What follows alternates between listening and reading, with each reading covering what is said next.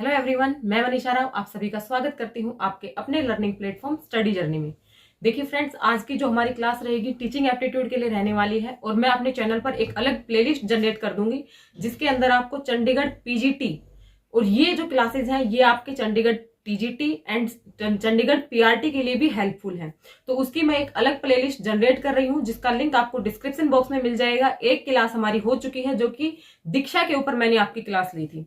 तो आज की इस क्लास में हम लोग देखने वाले हैं कि जो हमारा फर्स्ट टॉपिक था, जो भी टीचिंग एप्टीट्यूड का जो सिलेबस दिया गया था चंडीगढ़ पीजीटी के अंदर, स्पेशली मैं बात करूं तो वहां पर जो फर्स्ट टॉपिक था हमारा था भाई पेडागोजी ऑफ टीचिंग। तो पेडागोजी ऑफ टीचिंग को सिर्फ हम एक डेफिनेशन में भी खत्म कर सकते हैं, लेकिन फ्रेंड्स हमें डेफिनेशन में खत्म नहीं करना है क्योंकि सिर्फ डेफिनेशन से हमारे पास सवाल नहीं बनेंगे। जो सवाल बनेंगे इसके इन डेप्थ से बनेंगे, तो हमें उसकी इन डेप्थ को भी पढ़ना है। पेडागोजी ऑफ टीचिंग का मीनिंग क्या होता है, उसके कंसेप्ट क्या है, उसकी कैरेक्टरिस्टिक्स क्या होती है, वेरिएबल्स क्या होते हैं, नेचर कैसा होता है, मैक्सिमस क्या होते हैं, ब्लूम टैक्सोनॉमी क्या है, रॉबर्ट गैने का सिद्धांत क्या है, ऑब्जेक्टिव्स क्या है, लेवल्स क्या है, ये सारी चीजें हमारे इसके अंतर्गत आ जाती हैं।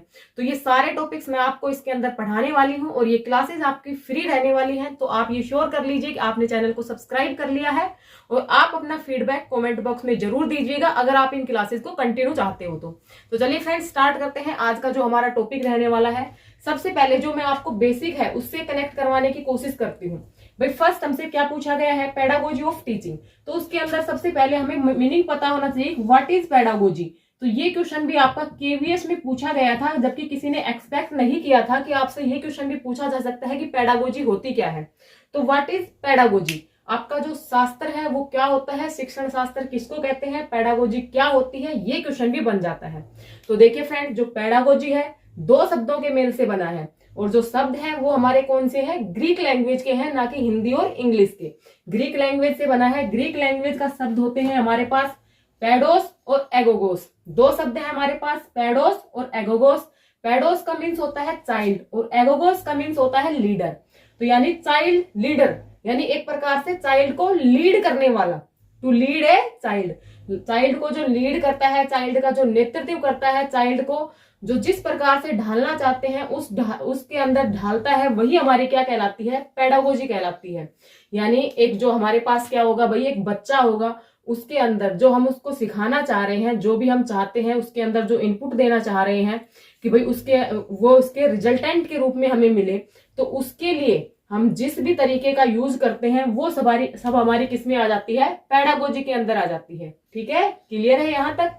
और हाँ, आप ये इंश्योर भी कर ले कि आप साथ ही इसके नोट्स भी बनाते हुए चलेंगे ताकि आपको कोई भी दिक्कत देखने को ना मिले। अब देखिए फ्रेंड्स, आपसे एक क्वेश्चन पूछा जा सकता है कि जो पेडागोजी है आपकी कला है या विज्ञान है। तो पहले के टाइम पे क्या था कि पेडागोजी को एक आर्ट माना गया था, एक कला माना गया था, लेकिन आज के टाइम पे हम देखते हैं तो पेडागोजी हमारी साइंस भी है और आर्ट भी है। आर्ट और साइंस दोनों को मिलाकर के ही हमारी पेडागोजी काम कर रही है। पेडागोजी के अंदर हमारे क्या क्या आ जाते हैं भाई, टीचिंग स्टाइल्स आ जाती हैं, लेवल्स ऑफ टीचिंग आ जाती है, असेसमेंट आ जाता है। ये सारी जो टर्म्स है ये किसके अंतर्गत आ जाती है, पेडागोजी के अंतर्गत। अब आप लोगों ने सीटेट का लेवल पास किया होगा, तभी आप चंडीगढ़ पीजीटी पीआरटी की तैयारी कर रहे हैं, या फिर आप DSSB की भी तैयारी कर रहे हैं तो आपने सीटेट का एग्जाम जरूर पास किया होगा। तो सीटेट के अंदर हमने क्या पढ़ा था भाई, आपने एक तो हिंदी पेडागोजी पढ़ी, एक आपने इंग्लिश पेडागोजी पढ़ी। तो वो जो हिंदी पेडागोजी थी और इंग्लिश पेडागोजी थी वहां पर आपको क्यों पढ़ाई गई है, क्योंकि जो सब्जेक्ट स्पेसिफिक है, मान लो हम ईवीएस की पेडागोजी भी पढ़ते हैं, मैथ्स की पेडागोजी भी पढ़ते हैं, इंग्लिश की पेडागोजी भी पढ़ते हैं, कि कोई पर्टिकुलर सब्जेक्ट है, हमने उसके अंदर भाई ग्रेजुएशन की है, उसके अंदर हमने पीजी किया है, तो हमें सब्जेक्ट की नॉलेज तो हो गई है, लेकिन उस सब्जेक्ट नॉलेज को हमें आगे किस प्रकार से डिलीवर करना है, ये सब चीजें हमें किसमें पढ़ाई जाती है, बीएड के अंतर्गत पढ़ाई जाती है। आपका जो सीटेट का जो एग्जाम होता है वो भी आपकी इन्हीं चीजों को एग्जामिन करता है। और जो ये अब आपका यहाँ पे टीचिंग एप्टीट्यूड है, तो इसके अंदर जो पेडागोजी का मीन्स है आप अच्छे से समझ पा रहे होंगे कि भाई एक जो हम पढ़ाना चाह रहे हैं तो उसको हम किस प्रकार से उसको इलाबोरेट कर पा रहे हैं, अपनी उसमें क्या टीचिंग स्टाइल्स हम रख रहे हैं, किस प्रकार से उसका असेसमेंट कर रहे हैं, ये सब चीजें हमारी किसके अंतर्गत आ जाती है, पेडागोजी के अंतर्गत आ जाती हैं। तो क्लियर है यहाँ तक। अब नेक्स्ट टर्म हमारे पास आ जाती है भाई टीचिंग, कि टीचिंग क्या होता है। तो देखिए भाई, पेडागोजी का मीन्स आपने देख लिया, अब टीचिंग का मीन्स देखिए, व्हाट इज टीचिंग। तो डेफिनेशन, सिंपल डेफिनेशन आप लोगों के सामने क्या बनेगी भाई, ज्ञान, कौशल तथा मूल्यों का हस्तांतरण या स्थानांतरण, sharing knowledge, skills, values etcetera. यानी अब मैं क्या कर रही हूँ भाई, जो मेरे पास नॉलेज है मैं आप लोगों के पास क्या कर रही हूँ, इसको सेंड कर रही हूँ, आप लोगों के साथ इसको शेयर कर रही हूँ। तो ये क्या कहलाता है, टीचिंग कहलाता है। अब देखिए टीचिंग जो है वो फॉर्मल भी होती है, इनफॉर्मल भी होती है। हम अपने जीवन के हर एक पहलू में, जरूरी नहीं है जब हम सिर्फ कॉपी किताब लेकर के बैठते हैं तभी हम कोई चीज सीख रहे होते हैं। हम अपने छोटे से भी, बड़े से भी, अपने आस पड़ोस से भी, अपने एनवायरमेंट से भी, और यहाँ तक कि जो जीव जंतु हैं उनसे भी बहुत सारी चीजें सीखते हैं। ठीक है, जिस प्रकार से आप एक चींटी को देखते हो कि वो किस प्रकार से मतलब तिनका तिनका इकट्ठा करके अपना घर बना लेती है, एक चिड़िया को देखते हो, छोटे छोटे जानवरों को देखते हो, तो उससे हमें भी देखकर सीख मिलती है ना कि किस प्रकार से वो मेहनत कर रही है। तो यानी हम किसी से भी सीख सकते हैं। तो ये हमारा क्या है भाई, टीचिंग है, जिसके अंदर जो ज्ञान है, मूल्य है, वैल्यूज है, उन सबका क्या होता है, हस्तांतरण होता है। तो क्लियर है, आप लोगों को जो टीचिंग की डेफिनेशन है वो भी पता लग गई। फॉर्मल और इनफॉर्मल दो प्रकार की हो सकती है। जो आप यहाँ पे स्टडी कर रहे हो मेरे साथ, ये आपकी कौन सी है भाई, फॉर्मल है, क्योंकि आप पढ़ने के उद्देश्य से यहाँ पे आए हो और यहाँ पे चीजें सीख रहे हो। साथ में जब हमारे अपने एनवायरमेंट में रहते हुए अनेक चीजें सीखते हैं तो वो आपकी क्या है भाई, इनफॉर्मल है। ओके, क्लियर है, यहाँ तक सारी चीजें क्लियर है। तो आप वीडियो को लाइक कर दीजिएगा ताकि मुझे भी पॉजिटिव मोटिवेशन मिले कि हाँ भाई आप लोगों को चीजें समझ में आ रही है। और अगर आप ये सीरीज कंटिन्यू चाहते हो तो भी आप लोग कमेंट करके जरूर बताइएगा। नेक्स्ट फ्रेंड्स आ जाता है हमारे पास वेरिएबल्स ऑफ टीचिंग। तो टीचिंग हमने देख ली भाई, टीचिंग क्या होती है। सबसे पहले हमने पेडागोजी देखी, पेडागोजी क्या होती है। उसके बाद हमने टीचिंग देखी, टीचिंग क्या होती है। अब हमारे पास आ जाते हैं चर। वेरिएबल्स को हिंदी में क्या बोलते हैं, चर। कि जो टीचिंग होती है, जो शिक्षण होता है, उसके विभिन्न चर क्या होते हैं। तो मेनली आपके टीचिंग के 3 चर माने गए हैं। कौन कौन से, इंडिपेंडेंट, डिपेंडेंट और इंटरमीडिएट या इंटरव्यूइंग भी इसको बोल सकते हैं। ओके, अब देखिए भाई, इंडिपेंडेंट यानी जो किसी के ऊपर क्या नहीं होता, डिपेंड नहीं होता, अपने आप में क्या होता है, स्वतंत्र होता है। तो इसके अंतर्गत हम किसको लेते हैं, शिक्षक को लेते हैं, एक अध्यापक को लेते हैं, एक टीचर को लेते हैं। टीचर अपने आप में क्या होता है, इंडिपेंडेंट होता है, वो खुद डिसाइड करता है कि उसको बच्चों को क्या पढ़ाना है, किस प्रकार से पढ़ाना है, तो वो क्या है भाई, इंडिपेंडेंट है। ओके, नेक्स्ट होता है डिपेंडेंट वेरिएबल। डिपेंडेंट वेरिएबल भाई जो छात्र हैं, जो स्टूडेंट्स हैं, वो किसके ऊपर डिपेंड है, अपने टीचर के ऊपर डिपेंड है कि भाई टीचर उनको अच्छा एनवायरनमेंट देगा, उनको अच्छी बातें सिखाएगा तो बच्चा अच्छे सीख पाएंगे। अगर टीचर के सिखाने में ही कहीं पे कमी है तो बच्चे भी क्या कर पाएंगे, कम सीख पाएंगे। तो वो होता है आपका डिपेंडेंट वेरिएबल, जिसके अंतर्गत आपके क्या आ जाते हैं, स्टूडेंट आ जाते हैं। अब देखिए जो इंटरमीडिएट है, जो आपका सिलेबस होता है, कैरिकुलम जो आपका होता है, ये सब किसके अंतर्गत आ जाते हैं, आपके इंटरमीडिएट के अंदर आ जाते हैं, मध्यस्थ के अंदर आ जाते हैं।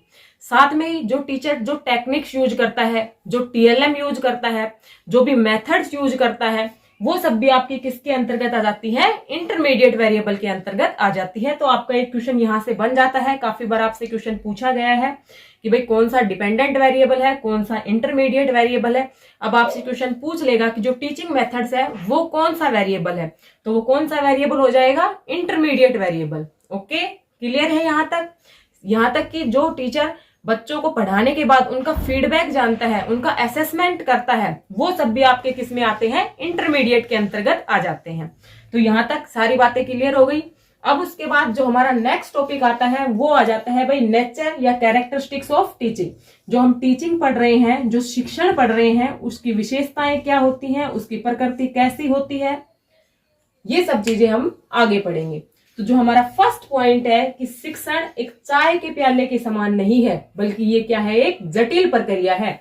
तो ऐसा किसने कहा है, ये चीज भी आपको ध्यान रखनी है। जो हमारे NN मुखर्जी हुए हैं, उन्होंने कही है ये बात कि जो शिक्षण है वो एक चाय के प्याले के समान नहीं है कि भाई चाय है उसको पी लिया, बिल्कुल सिंपल सा काम था। तो शिक्षण ऐसा नहीं है, बल्कि ये क्या है, एक जटिल प्रक्रिया है। तो ये डेफिनेशन भी आपको याद रखनी है, काफी बार एग्जाम में पूछी गई है कि किसके अकॉर्डिंग शिक्षण एक चाय के प्याले के समान नहीं है, तो किसके अकॉर्डिंग, NN मुखर्जी के अकॉर्डिंग। बल्कि शिक्षण को क्या माना गया है, शिक्षण को एक कॉम्प्लेक्स प्रक्रिया, कॉम्प्लेक्स प्रोसेस, एक जटिल प्रक्रिया माना गया है। अब देखिए ये समझिएगा कि जो शिक्षण है उसको एक कॉम्प्लेक्स प्रक्रिया या जटिल प्रक्रिया क्यों माना गया है। आपने काफी ऐसे लोग देखे होंगे अपने आसपास भी जिनको नॉलेज तो काफी होती है लेकिन वो उसको दूसरों के सामने डिलीवर नहीं कर पाते। उसको डिलीवर करने के लिए भी पूरा क्या होना चाहिए, प्रोसेस होना चाहिए। टीचर भी क्या करता है भाई, पहले अपना प्लान बनाता है। अब मान लो यही क्लास है तो इसके लिए मैंने आपके सिलेबस को क्या किया, एनालिसिस किया। उसके बाद टॉपिक्स देखे भाई कौन सा टॉपिक्स कहाँ से आ रहा है और मैं किस प्रकार से आप लोगों को बेस्ट मटेरियल प्रोवाइड कर सकती हूँ। उसके बाद मैंने आप लोगों के लिए क्लास रिकॉर्ड की। तो ये सब क्या है, एक जटिल प्रक्रिया है, ना कि किसके समान है, एक चाय के प्याले के समान है। तो ये चीज आपको ध्यान रखनी है। आपसे पूछा जाए कि टीचिंग आपकी एक सिंपल प्रोसेस है या कॉम्प्लेक्स प्रोसेस है, तो कैसा प्रोसेस रहेगा आपका, complex process. Okay, next point बन जाता है भाई शिक्षण आपका कैसा हो सकता है, डायरेक्ट भी हो सकता है, इनडायरेक्ट भी हो सकता है। डायरेक्ट किस तरह से होगा भाई, अब जो हमारे बीच में जो टीचिंग हो रही है वो कैसे हो रही है, डायरेक्ट हो रही है।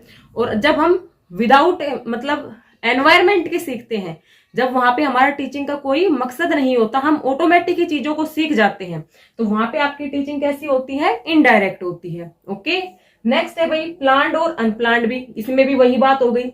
अब जब मैं आपको ये जो पूरी जो टीचिंग जो मेथोडोलॉजी है, टीचिंग जो एप्टीट्यूड है, इसको पढ़ा रही हूं, तो मैंने इसकी क्या की है भाई, इसके पीछे मेरी क्या है, प्लानिंग है कि भाई मुझे इतने दिनों में इस वाले जो सिलेबस है आपका उसको कंप्लीट करना है, ताकि आपको क्या मिल सके, आउटपुट मिल सके, आपका जो रिजल्ट है वो क्या आ सके, आपका अच्छा आ सके।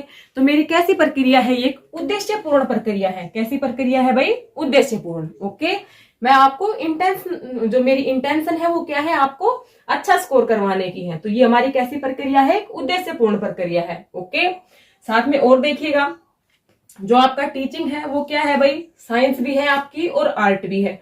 अब देखो, शिक्षण को पहले सिर्फ क्या माना जाता था, एक कला माना जाता था कि भाई शिक्षण तो क्या है, एक कला है। लेकिन अब ये क्या है, कला के साथ साथ इसमें क्या है भाई, फैक्चुअल विज्ञान के ऊपर भी बात करते हैं, साइंटिफिक फैक्ट्स के ऊपर भी बात होती है। तो शिक्षण आपका कला और विज्ञान दोनों है। Okay, clear. नेक्स्ट है भाई इंटरेक्टिव प्रोसेस। जो आपका टीचिंग है, जो आपका शिक्षण है, वो कैसा प्रोसेस है, आपका इंटरेक्टिव प्रोसेस है।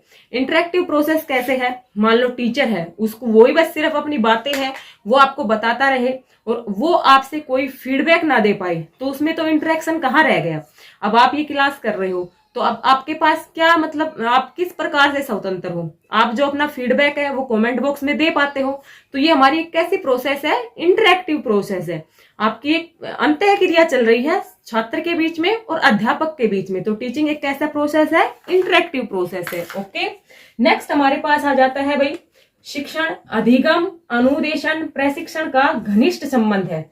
जो शिक्षण है, जो टीचिंग है, उसके अंदर इंस्ट्रक्शंस, जो अनुदेशन होते हैं उनका, आपके अधिगम लर्निंग का, प्रशिक्षण ट्रेनिंग का, इन सब का क्या होता है, घनिष्ठ संबंध होता है। उसको समझिए किस प्रकार से होता है भाई, मैंने सिर्फ आपको ये समझा दिया, आपने इसको लर्न नहीं किया, इसकी आपने प्रैक्टिस नहीं की, तो आप लोगों को कहां तक समझ में आएगा, इतना नहीं समझ में आएगा। तो इसलिए क्या शिक्षण क्या है भाई, अधिगम लर्निंग का, अनुदेशन का, इंस्ट्रक्शन का, कि आपको क्या क्या इंस्ट्रक्शन दी जा रही हैं, उसके बाद ट्रेनिंग का, इन सब क्या क्या है, एक घनिष्ठ संबंध है।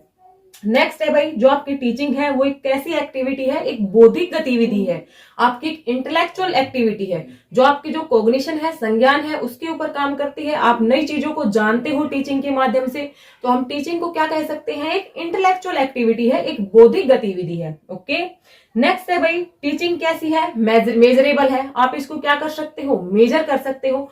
आपको मैंने ये टीच किया, ये मैंने आपको पढ़ा दिया, अब आपने क्या किया भाई, प्रीवियस ईयर उठाए और वहां से आप लोगों ने क्या किए, क्वेश्चन लगाने स्टार्ट किए। जब हमारा सिलेबस है वो कंप्लीट हो गया, आपके जो क्वेश्चंस है वो बनते जा रहे हैं, तो आप क्या करोगे, मेजर कर सकते हो कि हाँ भाई जो आपकी टीचिंग हुई है वो अच्छी हुई है, आप उसमें स्कोर अच्छा कर पा रहे हो।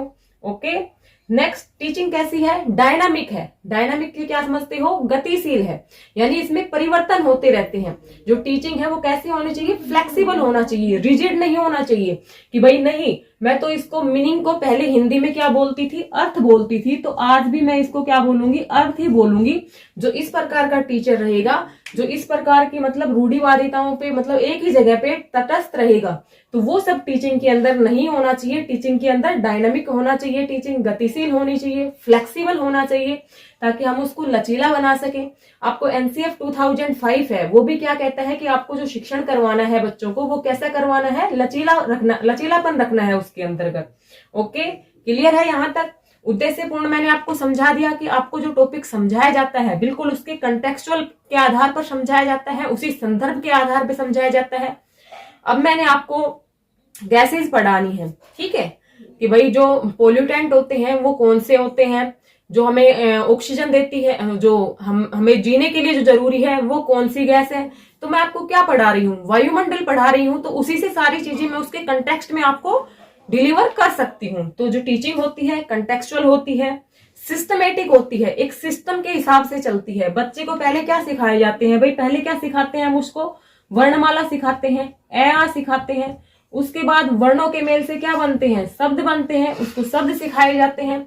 फिर उसको शब्द के बाद शब्दों के मेल से क्या बनेंगे, वाक्य बनेंगे, वाक्य सिखाए जाएंगे। ऐसा तो नहीं होगा कि सबसे पहले बच्चे को वाक्य सिखा दिए जबकि उसे जो अल्फाबेट्स हैं वो आते ही नहीं है। सेंटेंस सिखा दिए पहले उसको, लेकिन उसको अल्फाबेट्स आते ही नहीं है।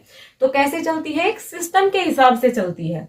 नेक्स्ट है फीडबैक एंड असेसमेंट, कि सिर्फ आप लोगों ने डिलीवर कर दिया, अगले वाले को कितना समझ में आया कितना नहीं आया, उसका जो फीडबैक है वो आपने जाना ही नहीं, उसका आपने असेसमेंट किया ही नहीं कि उनको समझ में आ रहा है, वो कहाँ तक समझ में आ रहा है, उनके लिए वो चीजें यूजफुल है या नहीं है, वो हमारे सिखाने के तरीके से कैच कर पा रहे हैं या नहीं कर पा रहे हैं। इन सब चीजों का आपने असेसमेंट ही नहीं किया तो अभी आपकी टीचिंग क्या है भाई, व्यर्थ है। तो ये सब क्या है, टीचिंग्स के नेचर है, कैरेक्टरिस्टिक्स है। साथ में हमने देखा variables of teaching, meaning of teaching, meaning of pedagogy.